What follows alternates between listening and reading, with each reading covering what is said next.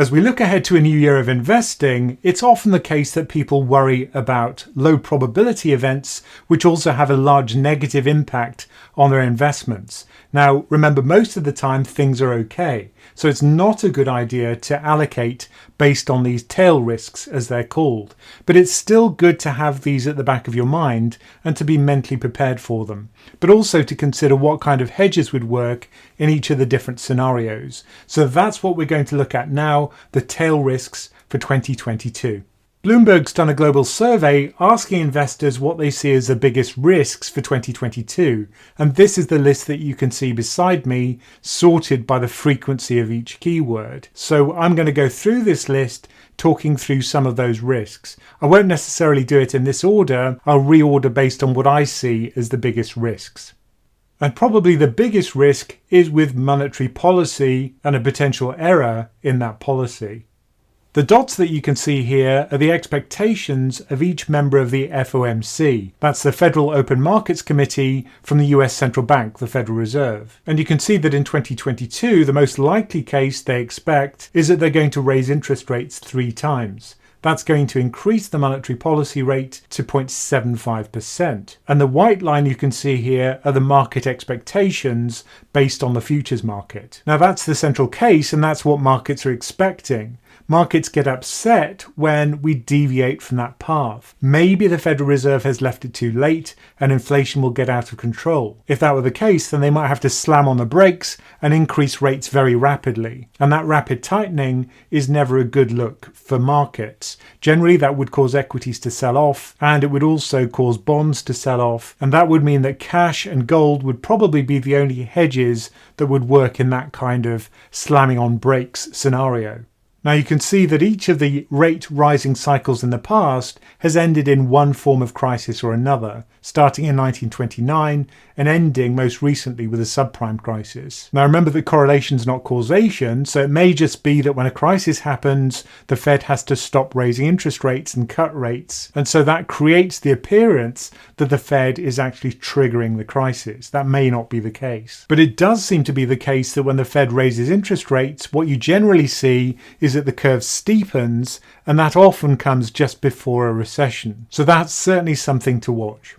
And that brings us on to inflation. What this graph shows is US inflation to the end of 2021 in blue, and then after 2021 I make a very simple assumption, which is that prices just grow at their average rates since the late 80s, and what's really surprising is that inflation remains at very high levels for about 7 months. So that's above 4% until June 2022. And remember, that's twice the Fed's 2% target. So one potential tail risk for 2022 is that some of the large components of CPI inflation, such as housing, start to rise at much higher levels than their average in the past. And if that's the case, then we could see inflation stay at high levels for even longer, and also peak above current levels, which is around 6.8%. Now that's never a good story for equity, where if inflation's very high, usually has a negative effect on corporate margins. That's because companies can no longer pass on increased input costs to their customers,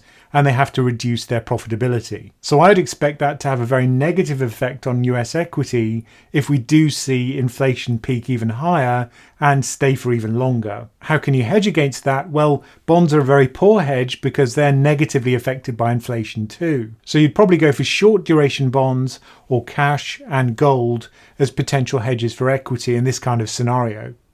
We could also get a combination of high inflation and low growth, and that's called stagflation.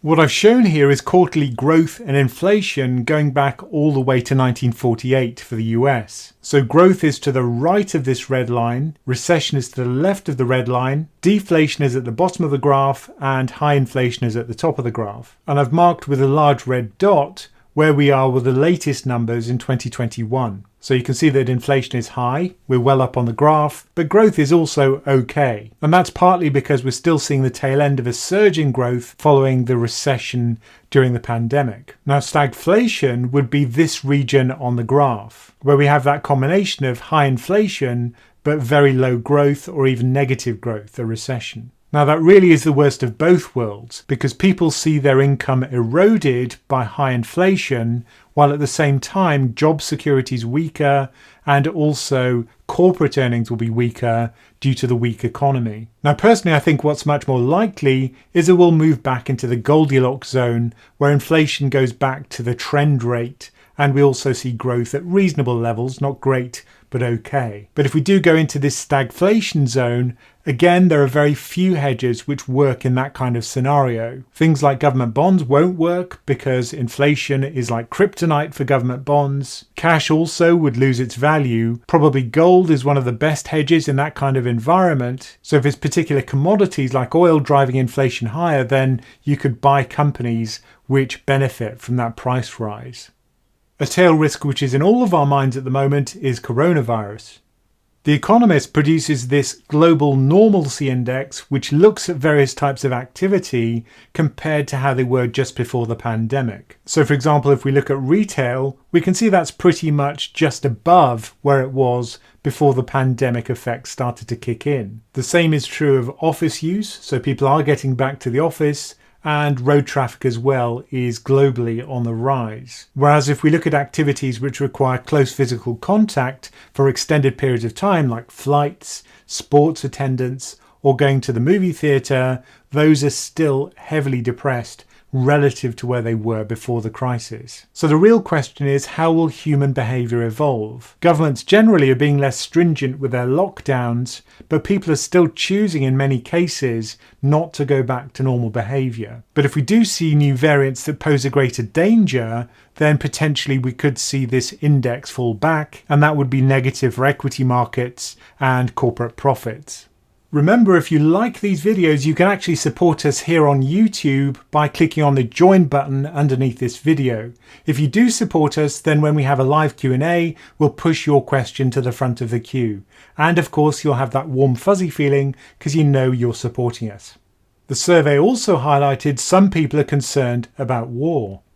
One potential flashpoint would be China and the US clashing over Taiwan. Now, the reason why this would be very bad for markets is because of the economic importance of both those countries. But it wouldn't necessarily take a shooting war to have a negative effect on markets. It could just be that there's polarization of support, and that would effectively split the world into two trading blocks which would support one country or the other. Now, usually what stops this happening is self-interest of both parties. War is often bad for business, and it's often bad for the equity market. So let's hope that sanity will prevail and people's self-interest will avoid this kind of conflict. Another political flashpoint is between NATO and Russia over Ukraine. At the moment, it's looking like that's starting to cool down, but this again would potentially cause a pullback in risk appetite. Now in this case, but also the conflict between the US and China, I expect that developed market government bonds would be a good hedge. And that's because people would still flock to the safety of those very safe assets. Now China's a perennial member of the tail risk club, and the worry is usually that China slows down in terms of growth. So in this graph, you can see Chinese GDP up to 2020, and then this pink point shows you expected GDP growth in 2021, but the blue spot is the floor of the expected growth target for 2022. Notice how much lower that is, even taking into consideration the slowing growth trend since 2008. China's contribution to global GDP growth is now considerable, so if it does pull back sharply to say 5%, that would be a shock for global equity markets. Now again, developed market government bonds would remain a good hedge for this kind of scenario. That's because they'd retain their safety even if there was a Chinese crisis. What could trigger this growth crisis in China? Well, it could be fallout from something like the property development sector, given what's happened with Evergrande. The property market and property development makes up a big share of Chinese GDP, and if they do try and deflate their credit bubble, they may mismanage it, and we could see the economy crashing as a result. Finally, another thing to consider is that US earnings might disappoint in 2022.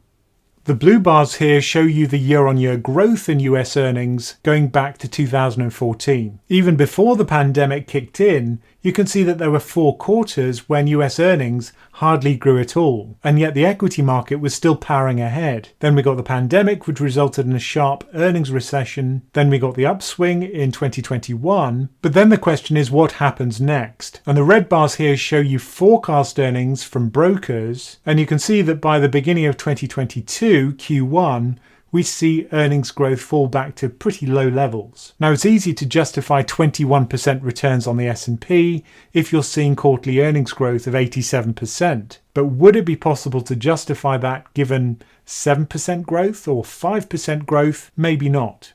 So if US earnings do run out of steam in 2022, you can think of this as the Wile E. Coyote moment for equity markets. The support is suddenly withdrawn and equity markets might fall as a result. So I'd reiterate that these are low probability events. It doesn't make sense to allocate your portfolio always assuming the worst will happen, because you'll probably underperform as a result. And also remember our offer on YouTube. It would help us a lot if you support us on this platform. And as always, thank you for listening.